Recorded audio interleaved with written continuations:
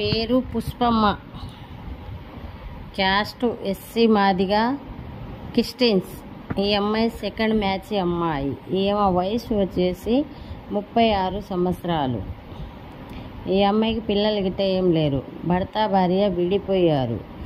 ఈ అమ్మాయి MBA చేశారు. ఈ అమ్మాయి ప్రజెంట్ హైదరాబాద్లో జాబ్ చేస్తుంది. తెలంగాణ అమ్మాయి. ఈ అమ్మాయికి సంవత్సరానికి 4 లక్షల ప్యాకేజీ ఉందండి. ఎవరికైనా ఈ అమ్మాయి కావాలి అనుకుంటే మ్యారేజ్ బ్యూరో నెంబర్కి ఫోన్ చేయండి.